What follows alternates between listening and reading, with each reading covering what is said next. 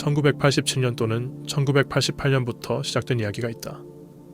누군가가 웨인 다이어에게 큰 카세트 테이프 모음집을 보내왔다.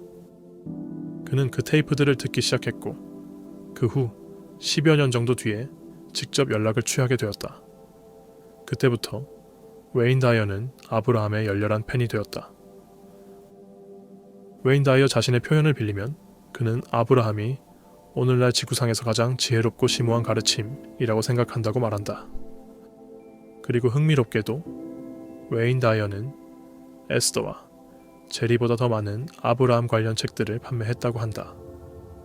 그는 자신을 진정한 신자라고 부르며 누군가가 당신에게 진실을 말하고 있을 때, 그리고 당신이 마음속에서 그 진실을 정말로 느낄 때를 안다고 말한다. 그것이 바로 공명이다. 웨인 다이어에게 있어 아브라함의 가르침은 항상 공명해왔다. 그리고 수백 수천 번 들었을지도 모르는 아브라함의 말들 중에서 단 한 번도 빗나간 적이 없었다고 그는 증언한다. 이런 배경에서 두 사람의 만남이 성사되었다. 에스더는 아브라함을 데려올게 라고 말하며 마음을 비우고 그들이 나타나기까지 잠시 시간이 걸린다고 설명한다. 웨인 다이어가 GPS나 그런 건 필요 없나? 라고 농담조로 묻자 에스더는 단지 마음을 비우면 그들이 안녕하고 나타날 것이라고 답한다. 누구를 데려올 거야? 라는 웨인 다이어의 질문에 에스더는 아브라함이라고 답한다. 그러자 웨인 다이어는 당신도 아브라함을 데려올 거라는 느낌이 드는데 정말 그렇게 되기를 원한다면 이라고 말한다. 그는 사실 나도 한동안 그런 느낌을 정확히 느끼고 있었다고 덧붙인다. 그리고 바로 그 순간 에스더의 변화가 시작된다. 자, 갑니다. 라는 말과 함께. 변화가 완료되자 이제 아브라함이 말한다. 방문할 기회를 갖게 되어 좋다. 최고의 공동 창조다. 웨인 다이어가 그래, 바로 그거야 라고 응답하자 아브라함은 계속해서 자신들을 소개하기 시작한다. 우선 당신이 우리가 누구인지에 대해 말해달라. 모르는 사람들을 위해 나를 포함해서 말이다. 아브라함이란 누구인가? 라는 웨인 다이어의 질문에 아브라함은 가장 중요한 것부터 설명하기 시작한다. 가장 중요한 것은 우리가 집단 의식이라는 점이다. 우리는 진동이다. 당신들 모두가 접근할 수 있는 것과 다르지 않지만 에스더의 오랜 집중 때문에 그녀는 주파수라고 할 수 있는 것을 달성할 수 있게 되었다. 이를 통해 그녀는 우리에게 초점을 맞출 수 있고 더 명확한 방식으로 우리의 소리를 들을 수 있다. 아브라함은 계속 설명한다. 물리적으로 집중하고 있는 모든 이들, 당신들 모두를 포함해서 소스 에너지의 연장선이다. 그리고 우리는 바로 당신들 모두가 연장선인 그 소스 에너지다.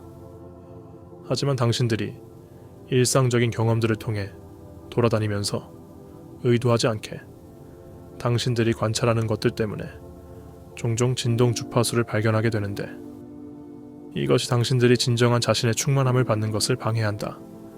그리고 우리는 바로 그 충만함이다. 이는 매우 중요한 구별점을 제시한다. 어떤 사람들은 아브라함을 물리적 용어로 정의하려고 시도해왔지만 그들은 그럴 수 없다고 말한다. 그들은 에스더가 반복하는 속삭임을 하고 있는 것이 아니다. 대신 그들은 생각의 덩어리들을 제공하고 에스더는 그 생각의 덩어리들과 일치하는 물리적 단어들을 찾아낸다. 모든 사람이 이렇게 한다. 당신들 모두 영감을 받는다. 단지 다른 끌림의 지점들로부터 영감을 받을 수 있다는 것뿐이다. 당신은 매우 나쁜 기분에 있으면서도 영감을 받을 수 있지만 소스 에너지로부터 영감을 받는 것은 아니다. 물리적 흔적에 남겨진 생각의 덩어리들로부터 영감을 받는 것이다. 따라서 핵심은 높은 주파수에 조율하는 것이고 받는 것에 일관성이 있도록 충분히 일관되게 그것을 하는 것이다. 이것이 그것을 설명하는 가장 쉬운 방법이라고 아브라함은 말한다. 가장 중요한 것은 웨인 다이어와 모든 사람들에게 하고 싶은 말이 있다는 것이다. 당신들은 모두 그것을 하고 있다. 단지 보통 일관되게 하지 않을 뿐이다. 에스더도 마찬가지다. 이런 포럼에서는 에스더가 쉽게 할 수 있다. 왜냐하면 당신들 모두 기대하며 오기 때문이다. 그래서 당신들이 가지고 있는 욕망의 모멘텀 위에서 말하자면 우리가 올라타게 되는 것이다. 그러므로 당신들이 정말로 공동 창조자인 셈이다. 그러면 당신들은 정말로 진동의 집합체인가? 점점 더 높은 주파수의 집합체로서 하나님과 동등한 것인가? 라는 웨인 다이어의 질문에 아브라함은 인간들이 자신들을 정의하는데 어려움을 겪는 것과 마찬가지로 하나님을 정의하는데도 어려움을 겪는다고 답한다. 또한 물리적 몸에 있었다가 이제 비물리적으로 재출현한 물리적 친구들을 정의하는데도 어려움을 겪는다. 아브라함은 인간들에 대한 사랑을 표현하면서 인간들이 이 삶의 연속성에 대해 가지고 있는 비뚤어진 관점에 대해 언급한다. 당신들은 이 몸들 안으로 들어와서 잠시 살다가 제대로 하거나 못하거나 하고 그리고 떠나서 그리고 다시 온다고 생각한다. 하지만 실제로 일어나는 것은 이렇다. 당신들은 영원하다. 실제로는 절대 떠나지 않는다. 그리고 더 이상 물리적 몸에 집중하지 않을 때조차도 여전히 집중하고 있다. 그리고 여전히 여기서 일어나는 일들에 집중하고 있다. 여기에 집단의식이 있는데 이는 당신들 모두가 하고 있는 모든 것에 대해 매우 관심이 있고 열망하고 있다. 그리고 그 소스 에너지야말로 인간이 하나님이라고 부르고 싶어 하는 것이고 그것이 당신들 모두가 접근할 수 있는 것이다. 웨인 다이어는 이에 대해 이렇게 응답한다. 나는 종종 우리가 영적 경험을 하는 인간 존재가 아니라 그 반대로 일시적인 인간 경험을 하는 무한한 영적 존재라고 말해왔다. 아브라함은 이에 동의하며 더 나아간다.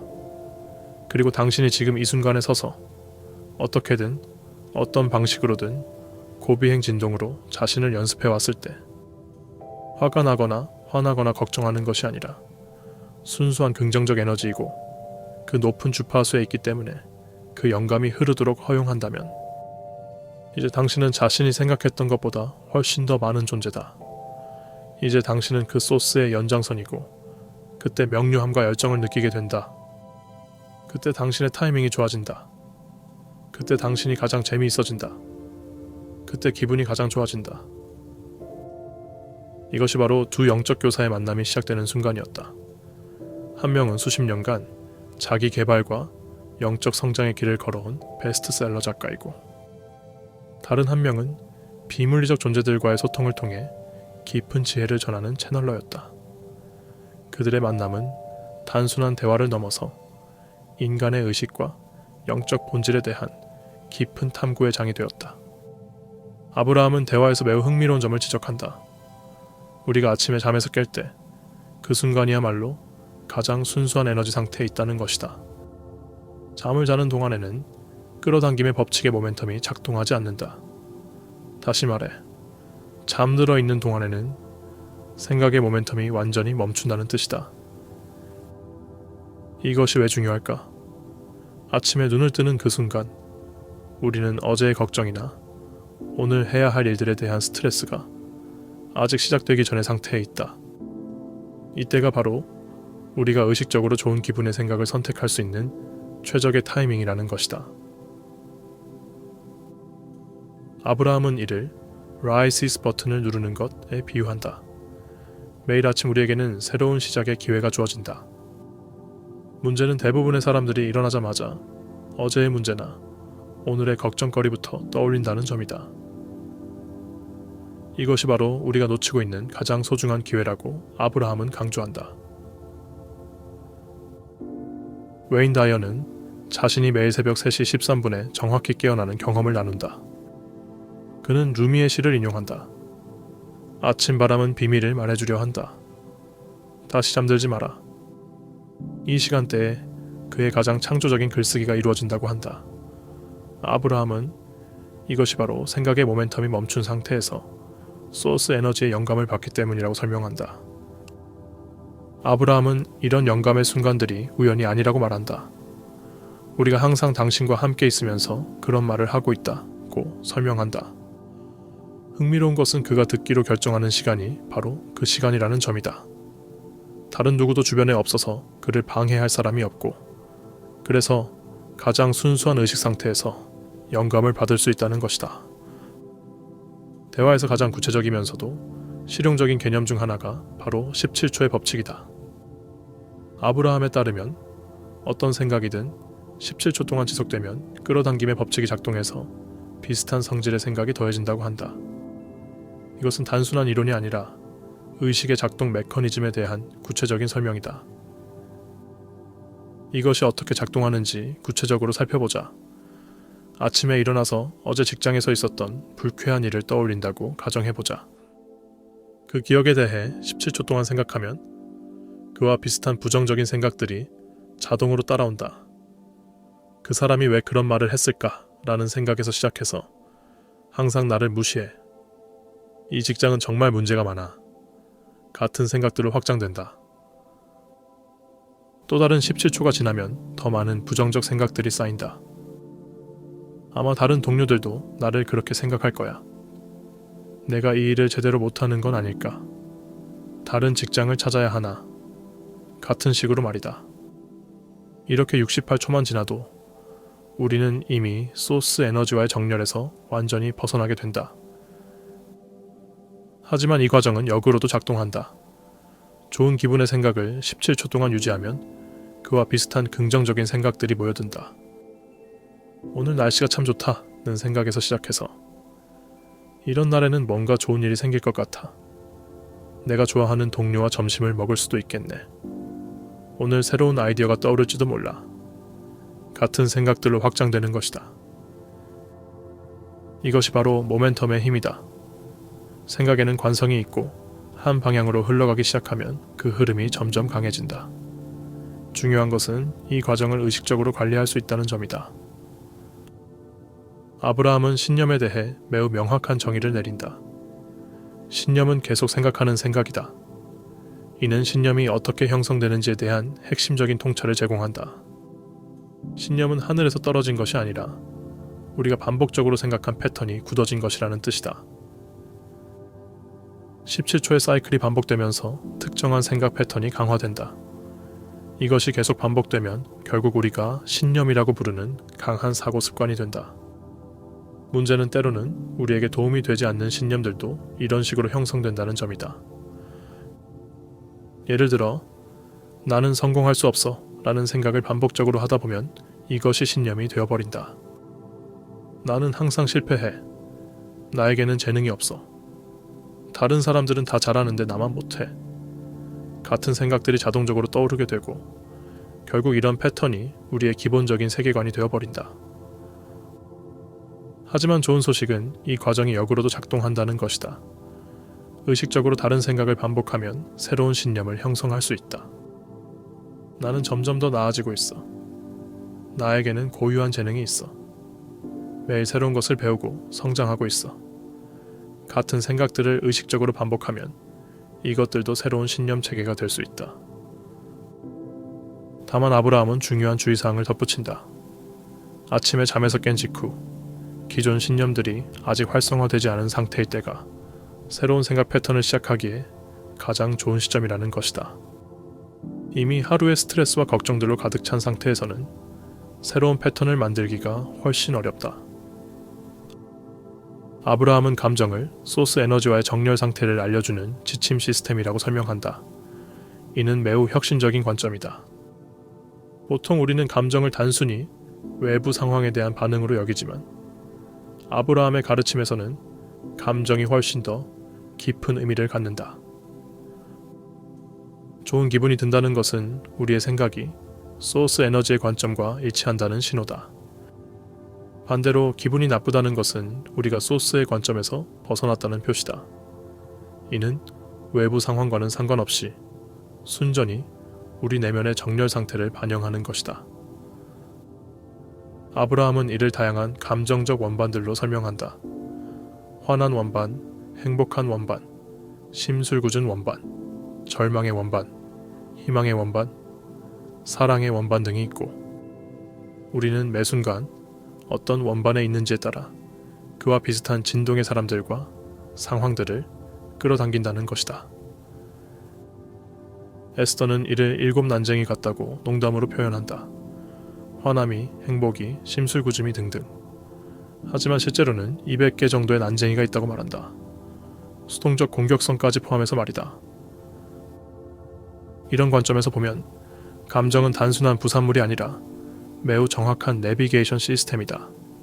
마치 GPS가 우리에게 재계산 중입니다 라고 알려주듯이 부정적인 감정은 지금 잘못된 방향으로 가고 있습니다 라고 알려주는 신호인 셈이다. 중요한 것은 이 신호를 비난하거나 억압하려 하지 말고 단순히 정보로 받아들이는 것이다. 아, 지금 내가 정렬에서 벗어났구나 라고 인식하고 다시 정렬 상태로 돌아가기 위한 조치를 취하면 된다. 대화에서 아브라함이 강조하는 또 다른 핵심 개념이 있다. 우주는 당신이 말하는 것을 듣지 않고 당신이 느끼는 것을 듣는다는 것이다. 이는 긍정적인 확언에 대한 새로운 시각을 제공한다. 예를 들어 몸이 약하다고 느끼면서 나는 강하다 라고 말한다면 어떨까? 아브라함에 따르면 이런 상황에서는 오히려 역효과가 날 수 있다. 왜냐하면 우주는 우리가 실제로 느끼는 것, 즉 약함을 듣기 때문이다. 이것이 바로 많은 사람들이 긍정적인 확언을 해도 별다른 변화를 경험하지 못하는 이유일 수 있다. 말과 느낌이 일치하지 않으면 우주는 느낌 쪽에 반응한다는 것이다. 소리를 크게 낼수록 오히려 우주는 당신이 느끼지 못하는 무언가를 요구하고 있다고 듣는다. 아브라함은 이런 상황을 원하는 것의 부재에 집중하는 것이라고 설명한다. 모든 주제에는 두 가지 측면이 있다. 원하는 것과 원하지 않는 것. 약함을 느끼면서 강함을 확언할 때 우리는 사실상 약함이라는 막대기의 끝을 활성화시키고 있다는 것이다. 그렇다면 확언이 무용하다는 뜻일까? 그렇지 않다. 아브라함은 확언 자체는 좋지만 기분이 좋을 때 해야 한다고 말한다. 이미 정렬된 상태에서 하는 확언은 그 모멘텀을 더욱 강화시킨다. 하지만 정렬되지 않은 상태에서 억지로 하는 확언은 오히려 그 불일치를 더 강조할 뿐이다. 아브라함은 대화에서 흥미로운 역설을 제시한다. 너무 열심히 노력할 때 오히려 역효과가 난다는 것이다. 이를 강상류로 노를 젓는 것에 비유한다. 끌어당김의 법칙은 최소 저항의 길이고 만약 우리가 소스 에너지라는 것을 받아들인다면 편안함과 최소 저항의 궤도가 있다는 것이다. 그런데 우리는 종종 뭔가를 이루려면 고생이 따라야 한다고 생각한다. 강 가장자리에 카누를 가져다 놓고 상류를 향해 열심히 노를 젓는 것처럼 말이다. 성취를 위해서는 어느 정도 투쟁이 수반되어야 한다고 느끼는 것이다. 하지만 끌어당김의 법칙은 최소 저항의 길로 흐른다. 이것이 왜 많은 사람들의 노력이 결실을 맺지 못하는지 설명해준다. 노력 자체가 문제가 아니라 저항을 동반한 노력이 문제라는 것이다. 우리가 진정으로 원하는 것과 정렬된 상태에서 취하는 행동은 노력이라기보다는 영감받은 행동이 된다. 그런 행동은 쉽고 자연스럽게 느껴진다. 부정적인 생각이 시작될 때 어떻게 해야 할까? 아브라함은 일반화라는 구체적인 기술을 제안한다. 구체적인 생각일수록 모멘텀이 강해지고 일반적인 생각일수록 모멘텀이 약해진다는 원리를 활용하는 것이다. 아브라함은 이를 샌프란시스코의 가파른 언덕 위에 주차된 자동차 비유로 설명한다. 그 어처구니 없는 언덕들 중 하나의 꼭대기에 차를 세워두고 기어를 빼고 브레이크를 풀고 뒤에서 살짝 밀면 어떻게 될까? 자동차는 굴러 떨어질 것이다. 만약 정신을 차린다면 자동차 앞에 서서 막아야 한다. 하지만 언덕 아래에서 그 자동차를 막으려 하지는 않을 것이다. 생각도 마찬가지다. 부정적인 생각이 막 시작되었을 때 멈추는 것이 이미 강한 모멘텀을 가진 후에 멈추려는 것보다 훨씬 쉽다. 이것을 깨닫게 되면 모든 생각은 진동이고 끌어당김의 법칙이 모든 생각에 반응한다는 것을 이해하게 된다. 그리고 생각은 증가할 것이다. 유일한 질문은 증가하기를 원하는가 하는 것이다. 왜냐하면 증가할 것이기 때문이다. 끌어당김의 법칙이 그것을 주장한다. 예를 들어 특정 사람에게 화가 났다면 그 사람의 구체적인 행동에 계속 집중하는 대신 좀 더 일반적인 관점으로 전환해보라는 것이다. 그 사람이 왜 그런 행동을 했는지 정확히 모르겠다. 사람들은 각자의 사정이 있을 것이다. 내가 모르는 상황이 있을 수 있다. 그 사람도 나름의 세계에서 최선을 다하고 있을 것이다. 같은 식으로 말이다. 더 일반화하면 사람들은 복잡하다. 모든 사람이 자신만의 관점을 가지고 있다. 완전한 이해는 어려운 일이다. 같은 수준까지 갈 수 있다. 이렇게 구체성에서 벗어날수록 감정적 강도도 줄어든다. 많은 자기계발서에서는 잠들기 전 마지막 5분에 긍정적인 생각을 하라고 조언한다. 하지만 아브라함의 관점은 다르다. 하루 종일 힘든 일이 있었다면 마지막 5분의 말만 다르게 한다고 해서 바뀌지 않는다고 말한다. 왜 그럴까? 우주는 우리가 말하는 것이 아니라 느끼는 것을 듣기 때문이다. 하루 종일 스트레스를 받고 화가 난 상태에서 갑자기 나는 행복하다 라고 말한다고 해서 그 진동이 바뀌지는 않는다는 것이다. 오히려 그런 말들이 현재 느끼고 있는 것과의 괴리를 더 크게 만들 수 있다.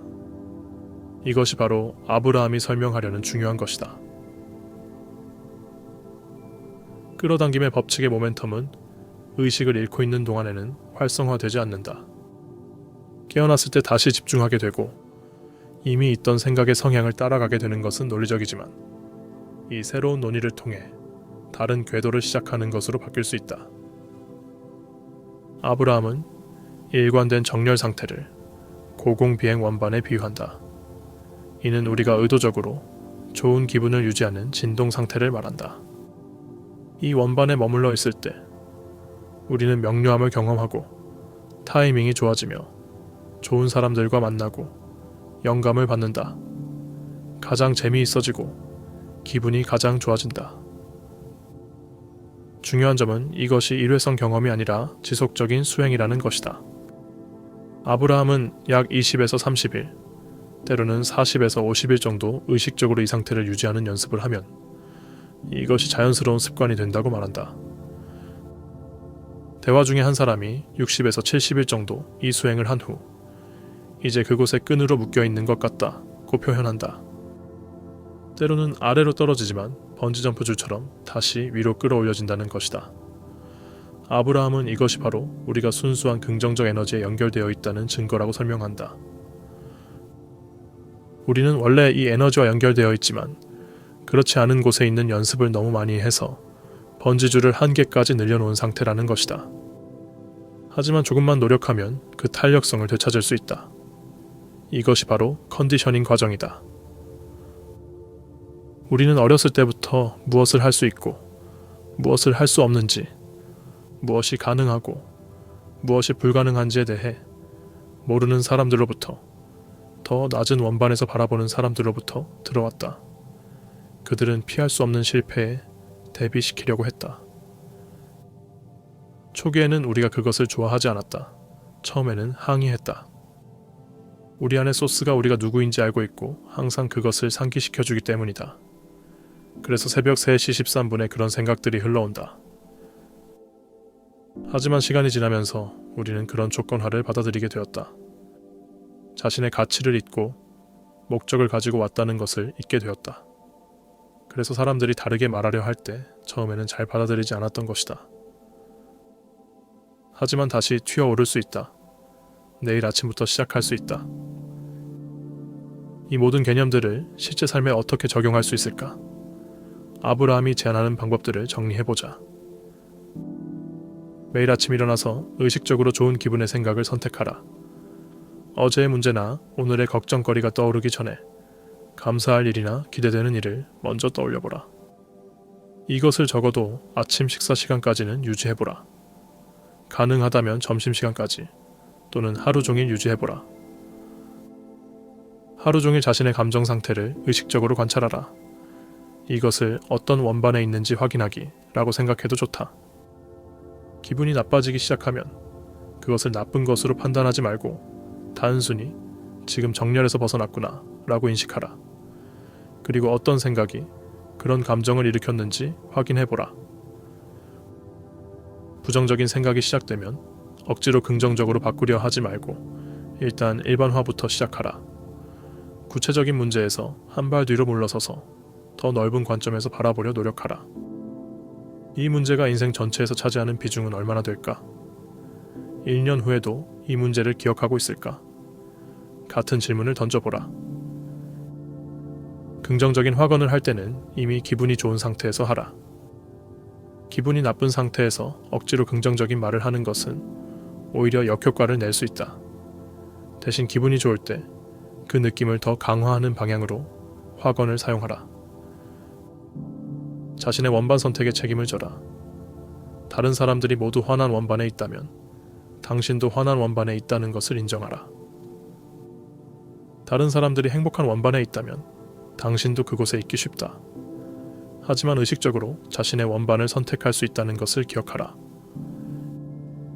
이런 수행을 통해 우리는 점차 자신만의 내면 나침반을 신뢰하게 되고 외부 상황에 휘둘리지 않는 안정된 내적 상태를 유지할 수 있게 된다는 것이 아브라함의 가르침이다. 30일 정도 이런 수행을 지속하면 이전과는 다른 삶의 질을 경험하게 될 것이라고 아브라함은 약속한다. 전체 우주가 당신을 돕고 있다는 것을 느끼게 되고 명료함이 찾아오며 모든 것이 잘 풀리게 된다. 실수를 해도 재미있게 느껴진다.